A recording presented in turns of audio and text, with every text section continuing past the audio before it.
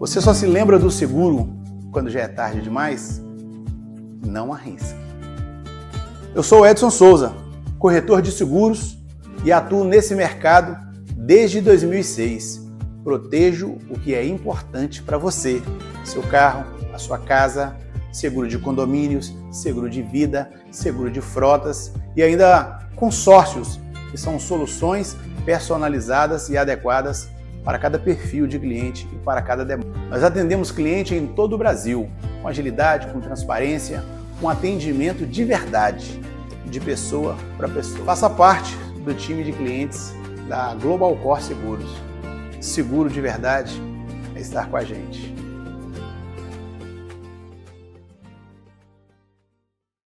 Olá, Shalom! Eu sou Kleber Correia aqui do canal No Original. Estamos aqui mais uma vez para mais um episódio. E hoje, claro, sempre contando com a presença do Rabino Moshe Ben Shalom, nós vamos falar sobre o que os nomes dos primeiros livros da Bíblia nos revelam. Você sabe?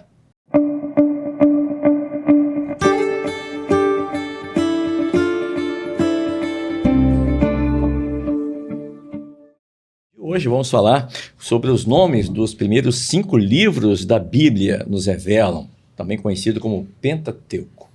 E o Rabino Moshe Ben Shalom está aqui conosco mais uma vez e vai falar um pouquinho sobre o que o hebraico nos revela a respeito dos nomes desses 5 primeiros livros da Bíblia. Antes, eu quero convidar você a deixar o seu like, o seu joinha, tá bom? Compartilhar, curtir e deixar o seu comentário também, que é muito importante para nós. Sugestão de pautas, um assunto que você gostaria que nós falássemos aqui no canal. E claro, divulgue esse canal, esse conteúdo, se você gosta, se você acha interessante, tá bom? Vai estar nos ajudando aí. Rabino, Shalom, que bom tê-lo novamente aqui no Original. Shalom, Kleber. Um Shalom Aleichem para você Shalom e para os nossos seguidores, as pessoas que estão acompanhando nossa série de estudos. Muito bem, eu anunciei aqui sobre o Pentateuco, os 5 primeiros livros da palavra, da Bíblia, que são Gênesis, Êxodo, Levítico, Números e Deuteronômio. Exato. O que esses nomes nos revelam através do hebraico, o Rabino? Então, Kleber, primeiramente, temos que contextualizar aos ouvintes, quem está nos assistindo, que a forma como conhecemos nas nossas escrituras, nas nossas Bíblias, é a forma grega. A palavra Gênesis não é uma palavra portuguesa, é uma palavra grega. Êxodo vem de Exodus, né? Levítico, Números e Deuteronômio. Os gregos, eles tinham o costume de pegar o teor do livro, pegar a suma do livro e colocar o nome. Quando a gente entende que a gente está lendo o livro de Gênesis, a gente está falando de quê? Do começo, do princípio. Quando nós estamos lendo Êxodo, está falando da saída do povo, não é isso? E Levítico, eles entenderam que é um livro que trata muito de assuntos sacerdotais. E sendo assim, eles colocaram o nome do livro de Levítico. Números, eles compreenderam que tem muitas listas, muitos dados ali de números, de metragens, medidas, e assim eles chamaram o nome de Números. E Deuteronômio, quer dizer, eles acharam assim, está repetindo as leis, que nômios vem de nomos, de lei, né? É repetição. Repetição da lei. Exatamente. Mas os judeus sempre fizeram diferente. Os judeus fizeram diferente no seguinte ponto. Eles pegavam as primeiras palavras do livro. Exemplo, a gente vai para o primeiro versículo que existe nas escrituras, Bereshit bara Elohim, et hashamayim ve'et haaretz. No princípio, criou o Eterno, os céus e a terra. Então, Bereshit, no princípio. E assim ficou o nome do livro. O segundo livro, Shemot. Se você ler o primeiro versículo do livro de Êxodo, você vai ver que tem a ver com o nome que os judeus adotaram. Então, a premissa judaica é: as primeiras palavras de cada livro passaram a ser o fator predominante e determinante para nominar estes livros da Torá, os 5 primeiros livros das Escrituras, que a gente chama também de Humash em hebraico. Leia para nós o comecinho.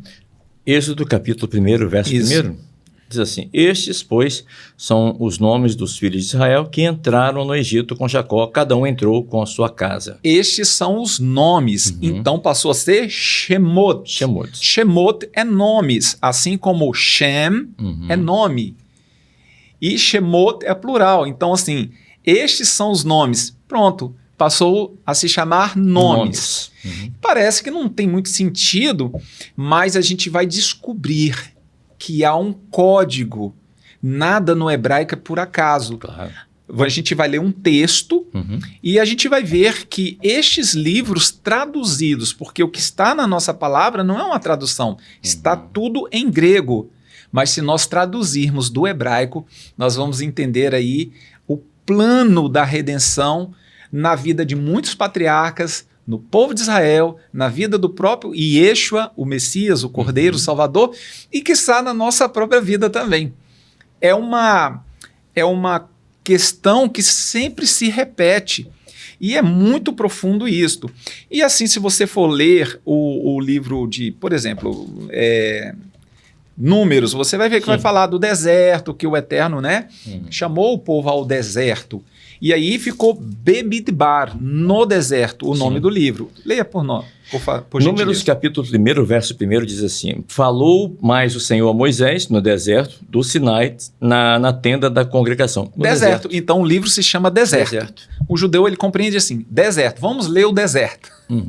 Parece estranho para nós, mas quando a gente descobre, penetra, sai dessa camada mais superficial, a gente entende que há uma coisa magnífica, uma revelação que nós não podemos compreender que seja coincidência. E, por final, né, o livro de Deuteronômio, que para os gregos é repetição da lei, que na verdade não é bem assim, tá? Muitas leis foram ditas ali que não foram meras repetições. Existem sim passagens repetitivas, assim, um reforço da lei, mas coisas também, por exemplo, o maior mandamento da Torá, ratificado pelo próprio Yeshua, Shema Israel, Adonai Eloheinu, Adonai Echad, ouve Israel, o Eterno é nosso Elohim, o Eterno é um, está em Deuteronômio capítulo 6, então não é uma mera repetição.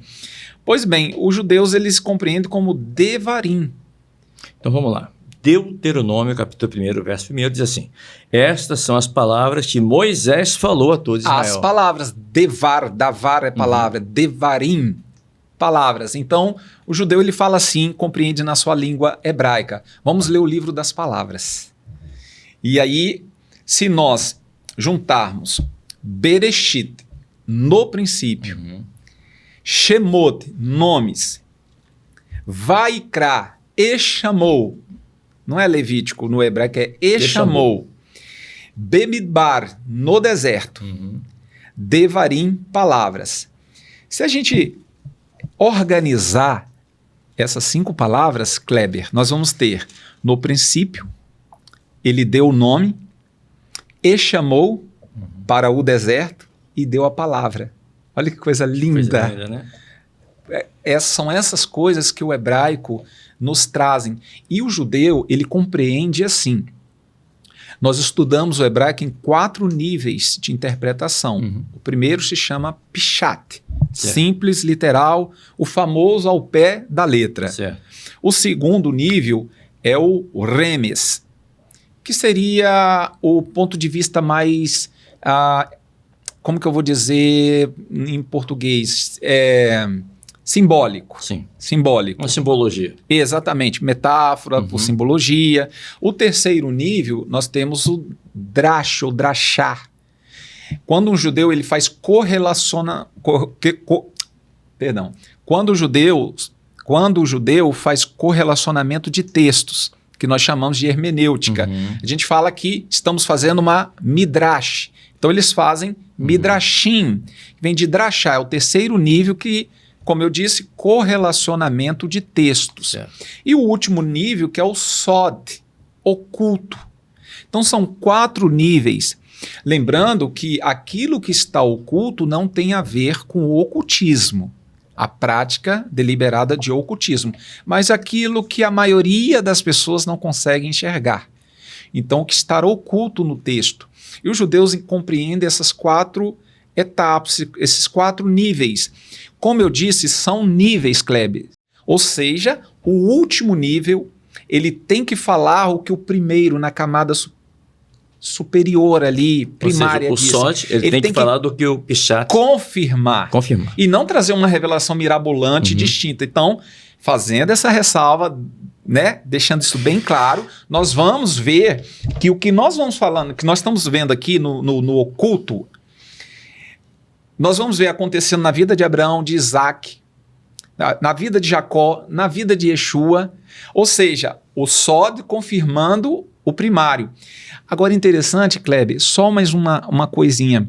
Se você pegar as iniciais de cada um desses níveis, o Pshat, o Remes, o Dashá, o Midrash, o Sod, exatamente, nós vamos ter a palavra Pardes. Pardes. E Pardes significa jardim, certo, que nos remonta ao quê? Ao paraíso, ao Gan Eden. Lembra que num episódio aqui eu disse que a missão de Yeshua é nos fazer voltar ao Éden. E que a gente usa muito e a gente percebe que a guimatria, porque no hebraico os números, as letras são números. Sim, tem valores, sim. Tem valores. Então eu posso pegar uma Torá e ler, ou eu posso somar uma Torá. Eu enxergar a Torá como um monte de números à minha frente. O Aleph é o número 1. O Beit, o Bereshit já começa com o número 2. Beit. Bereshit, então começa com o número 2. Então eu posso somar, fazer uma soma. E existem códigos. Como aquela passagem que diz que o Eterno escreveu um livro por dentro e selou. Um livro por dentro e por fora. É como se o Eterno escrevesse um livro e dissesse assim, aqui está meu código, aqui está meu DNA, está minha assinatura aqui. E existem essas assinaturas, a gente pode um dia falar sobre isso. Achar as assinaturas, o tetragrama dentro dos livros. No livro de Esther, eu vi várias vezes. Os saltos equidistantes, né? Verdade. Mas vamos falar um pouquinho, vamos entrar aqui agora no código de cada um desses livros do Pentateuco. Gênesis, por exemplo. Sim. Então, como eu falei, Gênesis já quer dizer... hoje eu não vou entrar tanto em numerologia, mas no significado das palavras. Né? Então, nós temos Bereshit, no princípio, Shemot, nomes, Vaikra, e chamou Bemidbar no deserto e Devarim, palavras. Vamos para a história de Abraão e ver como a história de Abraão se aplica apenas nos nomes, nas palavras introdutórias de cada um livro do Pentateuco. Por exemplo, Abraão, a palavra diz assim, a promessa, o mandamento para Abraão, sai de ti para ti. Isto é muito interessante dentro da cultura judaica, que até o nome de uma das parashot, de uma das porções que a gente estuda no Shabat, sai de ti para ti. Muitas vezes você precisa sair de si para você poder contemplar as promessas divinas. Às vezes nós estamos com nossos cordões umbilicais ou nosso cordão umbilical presos a nossa família, a nossa parentela, o nosso trabalho, enfim. O Eterno precisa muitas vezes romper. E acontecendo essa ruptura, a gente acha que está perdendo, mas na verdade estamos indo de acordo com as promessas que o Eterno tem em nossas vidas. Então sai de ti para ti, sai da tua parentela e vai para a terra que eu te mostrarei. O Eterno sequer mostrou a terra. Ele saiu por fé, por isso ele é o pai da fé. Ele saiu para um lugar que ele mal conhecia. Então, nós vemos que Abraão teve um princípio. E o Eterno muda o nome de Avram, que era pai exaltado, é como se o Eterno dissesse, Avram, esse nome pertence a mim. Eu que sou o pai exaltado. E soprou a letra Re e mudou o nome de Avram, que era estéril, para Avraham. A letra Re, você precisa soprar para falar Re. Eu estou sentindo meu hálito, o sopro aqui. Então, o Eterno soprou a letra Re no nome de Abraão. Incrivelmente, o nome de Sarai, que passa a ser Sara, ele sopra a mesma letra no nome de Sara, a mesma letra que ele soprou no nome de Abraham, ele soprou no nome de Sara. Diferentemente do nome Jacó, Yaakov, que passa a ser Israel, o nome de Abraão, o Eterno, ele muda o nome de Abraão. Para um, o Eterno permite que, por exemplo, Jacó pode ser chamado, Israel pode ser chamado de Jacó, mas Abraham, ele não pode mais ser chamado de Abraham. O Eterno mudou. É como se tivesse apagado aquele nome. A gente fala numa forma didática. Então, quando ele sopra a letra Re no nome dele e a mesma letra Re no nome da mulher dele, eles passam a ser árvore frutífera. Soprou o fôlego de vida, a vida entrou. Mas não para por aí. Então, Abraão, o Eterno deu um nome. No princípio, ele era Avram. O Eterno transforma-o para Abraham. Então, o primeiro livro da Bíblia, no princípio, o segundo deu um nome. E chamou, sai de ti para ti. Venha para a terra que eu te mostrarei. E chamou o terceiro livro se cumprindo, Vaikra. E chamou. Para o quarto livro, para o Bemidbar, para o deserto. E lá ele fez o pacto com Abraão que perdura pelos séculos dos séculos e até hoje, que é a palavra, né? A palavra, as palavras da promessa, das alianças feitas com Abraão. Pois bem, eu falei de Abraão, vamos para Jacó. Como eu disse, Jacó, o nome dele é Yaakov. Yaakov é muito mal traduzido, tá? Eles chamam assim, quase todos os dicionários assim, é suplantador, é enganador. Sim. Ele não enganou o seu irmão. Até porque ele vendeu, ele negociou. E de acordo com a jurisprudência judaica, é permitido você negociar a sua primogenitura. E Isaf negociou, ele fez uma oferta, ele foi oportunista, porque ele visava as coisas espirituais. E Jacob, ele tinha visão espiritual e dava importância. Isaf não, Esaú não. Esaú desprezava essas coisas. Ele disse, de que me adianta? Exatamente. Ele mesmo falou isso. E o nome do lugar até hoje é Edom, que tem a ver com dam, com vermelho, né? Que o prato de lentilhas era de cor vermelha. Exatamente. Avermelhado. Exatamente. O nome do lugar passou a ser chamado Edom. Aí vem o povo edomita. E aí, o que acontece? Ele não... Só abrindo uma lacuna para falar que eu acho isso importante. Yaakov tem a ver com perseverança e não... enganação, porque ele nasce agarrado ao calcanhar do seu irmão, ele não desistia, tanto que ele luta com Melar, com o anjo do Eterno, ele não, o dia ia amanhecendo, chegando. Não te deixarei enquanto não me abençoar. Exatamente, ele era perseverante. Sim. Agora, é verdade que ele enganou o pai. Sim. E ele pagou um preço por isso, ele nunca mais voltou a ver a sua mãe com vida. E foi enganado também. Por Labão? Também. Quando você engana, não, é a lei da semeadura, meu amigo.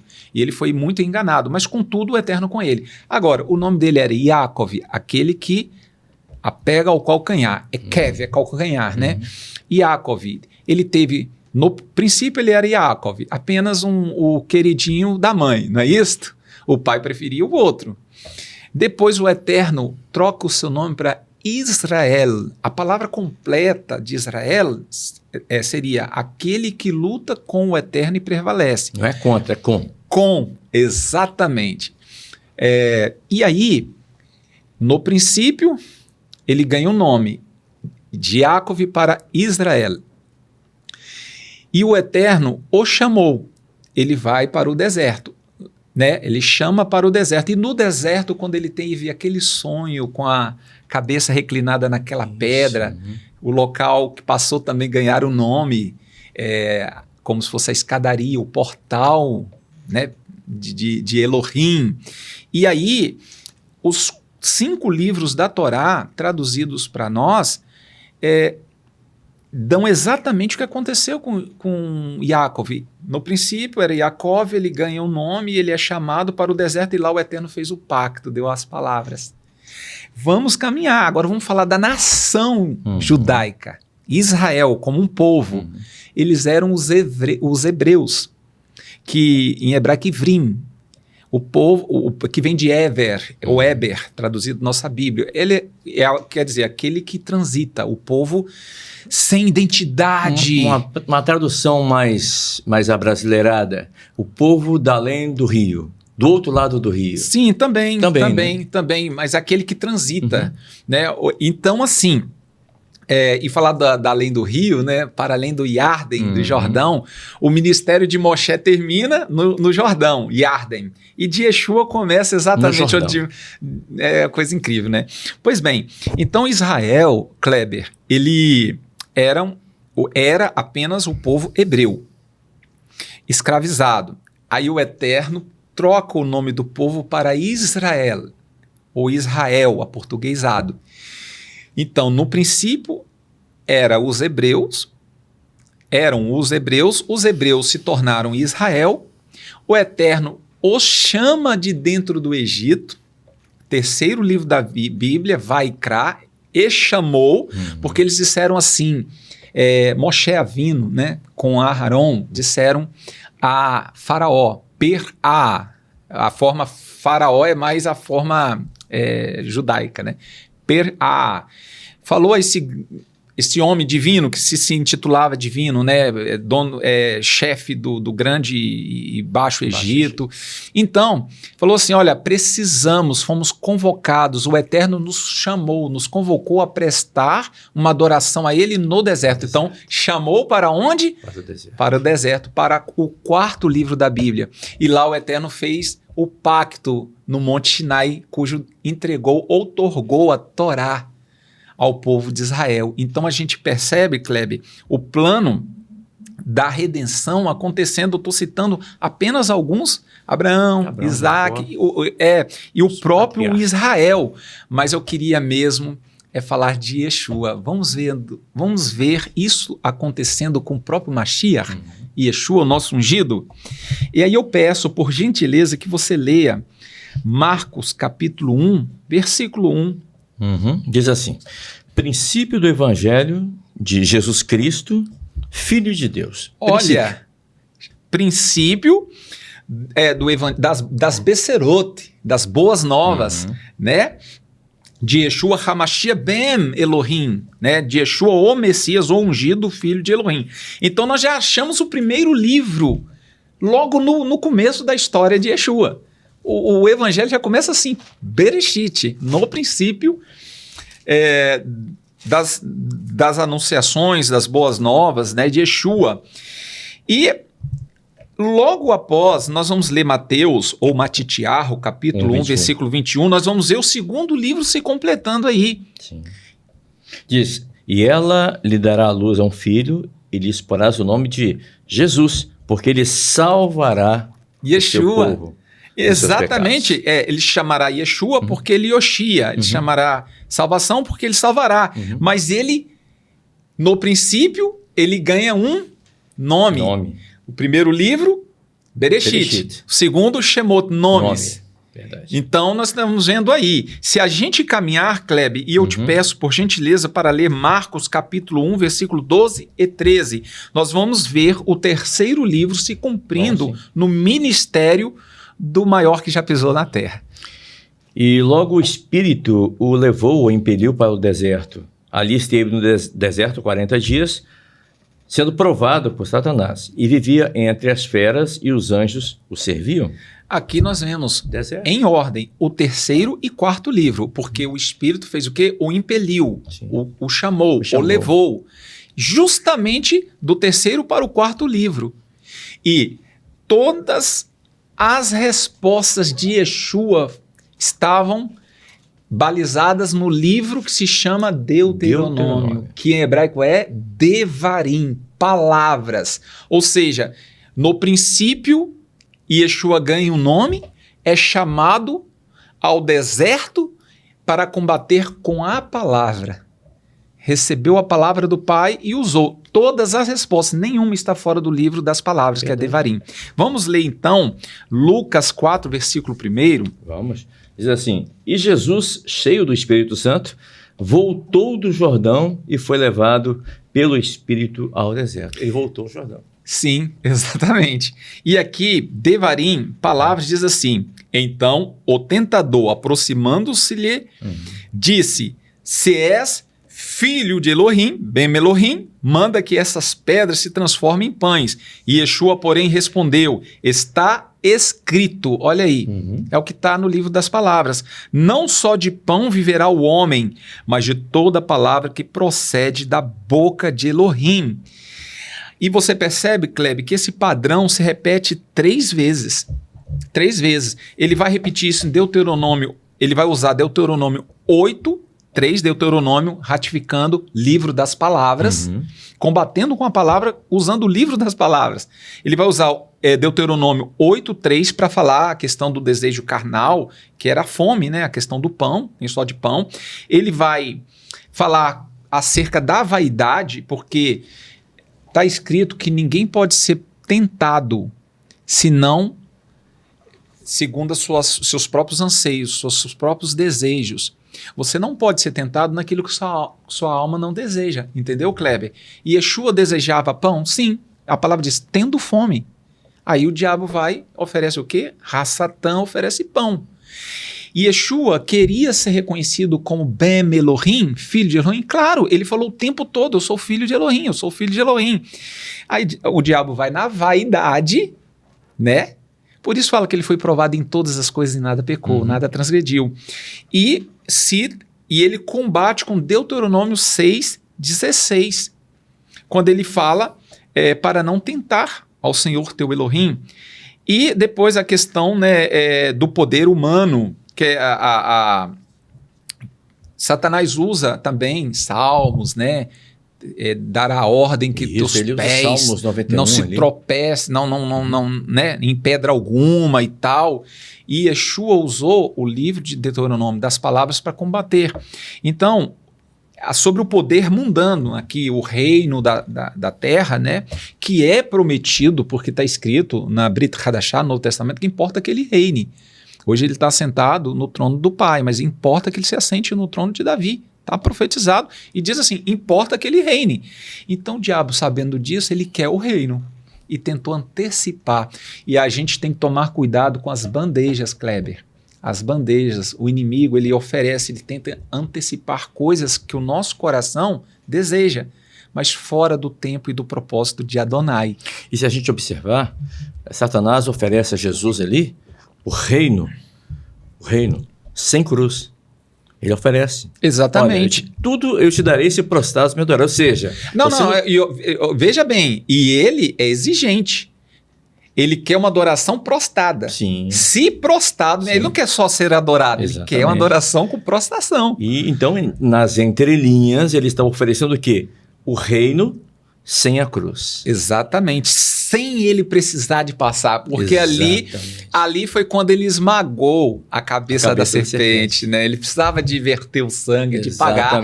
E ele, eu digo que Satã é o maior psicólogo, e nada contra os psicólogos, tá? São cada dia mais imprescindíveis. Mas assim, eu falo que ele é o maior teólogo de todos os tempos. Quem conhece mais as escrituras do que o próprio diabo? Com Mashiach, com o ungido, ele começou a pegar textos fora de contextos, indo no anseio do coração, porque nós não podemos ser provados, tentados, senão naquilo que o nosso coração deseja. E ele começou a tirar a palavra do contexto. Sim. Eu digo que ele é o primeiro advogado, ele é o primeiro teólogo, ele se faz de tudo. Ele fez parte da evolução da espécie humana na Terra, não é isso? Sim, ele tem mais quase 6.000 anos aí. Exatamente. De paciência. Exatamente. Sondando, observando o ser humano. Todos nós. Mas ele não conseguiu penetrar na fidelidade. Por isso que disse que Yeshua, por obediência, alcançou um patamar mais elevado. Porque quando ele falou assim, Kleber, Senhor, passa de mim esse cálice. Cálice, no sentido metafórico, era ter que beber aquela provação. Passe de mim esse cálice. Eu acredito que o reino das trevas vibrou ali. Ele desistiu, ele estava suando gotas de sangue, Kleber. Verdade. Mas quando ele Imediatamente fala, mas não se faça a minha vontade, mas a tua. Ali foi a derrota. Ali nós vencemos. Ali nós vencemos porque ele desejou se entregar ao plano. Isso é muito profundo. A gente sente até aqui no estúdio, né, Kleber? Arrepios e a unção da Ruach do Pai descendo, né? É muito porque bom. É muito forte. Então, eu quero dizer que ele combateu a questão do oferecimento do reino em Deuteronômio 6, 13, tá? Quando ele fala, apartai-vos de mim, porque só ao Senhor teu Elohim adorarás, só a ele prestarás culto. Ele comportou a tentação por tantos dias, por tanto tempo, mas quando ele foi desafiado a abandonar o pai dele, isso ele não suportou. Aí ele falou, basta, apartai-vos de mim. E usou Deuteronômio, o livro das palavras. Olha, Mateus capítulo 4, versículo 10, a última resposta de Yeshua, que ele citou Deuteronômio, né? Você pode ler para nós, capítulo 4, versículo 10, Matitiarro, Mateus. Mateus, capítulo 4. Exatamente. Verso 10. E nós vamos encerrar este estudo de hoje com esta palavra, e que seja, meu amado, profético na tua vida, que ao Kleber, ao ler esta passagem, que o inimigo se aparte da tua vida também, que ele se vá. Porque está escrito, Kleber, que nós devemos resistir ao diabo e ele fugirá de nós. Assim diz a palavra do Senhor, Mateus capítulo 4, verso 10, que diz: Então disse-lhe Jesus, vai-te, Satanás, porque está escrito, ao Senhor teu Deus adorarás e só a ele servirás. Amém. Ou aqui está, darás culto, né, em outra exatamente, que culto é avodat.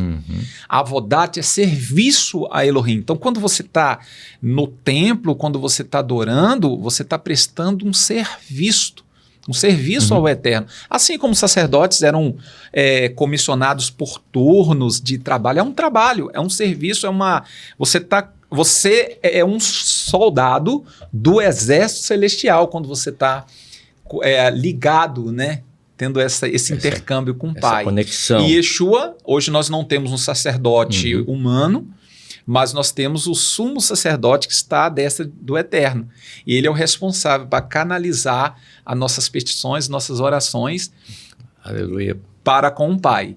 É através dele. Ele é o único mediador. Intercessor entre nós e Adonai. Aleluia. Esse foi o estudo de hoje, o nosso episódio, falando sobre o código nesses 5 primeiros livros da Bíblia que nós falamos aqui, né? Que é Gênesis, Êxodo, Levítico, Número, Deuteronômio. Você ouviu aí o Rabino falando sobre Jacó, falando sobre Isaac, falando sobre Abraão, falando Israel. Sobre Jesus, falando sobre Israel. Esse código, eu gosto muito disso, eu acho isso maravilhoso. Sempre se repete, a gente percebe, Kleber, mais um adendozinho aqui, a gente percebe que é um ciclo, é uma coisa que eu não tenho dúvida que isso aconteceu na tua vida. Quem era o Kleber? Uma pessoa sem nome, sem prestígio, ou o Eterno te dá um nome, uma identidade? Não, isso aqui é importante falar.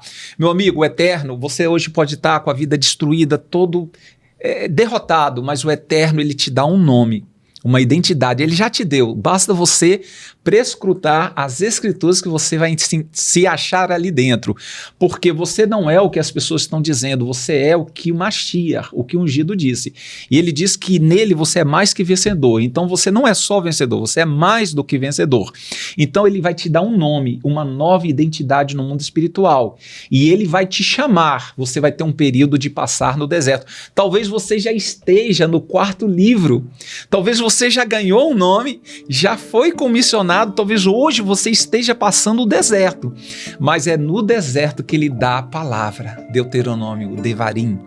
No deserto você está mais apto a receber a mensagem divina, e aí você se tornará uma potência, e potência no mundo espiritual, no mundo físico, porque a palavra Shalom, ela quer dizer bem-estar em todas as áreas da vida. Baruch Hashem. Baruch Hashem. Muito Bendito bem, seja chegamos ao final de mais um episódio e deixando aqui para você o convite para que você possa assistir o próximo episódio, onde nós estaremos falando sobre o código na genealogia de Gênesis 5, um assunto também Profundo. imperdível, profundo, né, Rabino? Muito. E nós convidamos a você para que você possa estar conosco no próximo episódio, semana que vem. Shalom, shalom, boa Shalom. semana.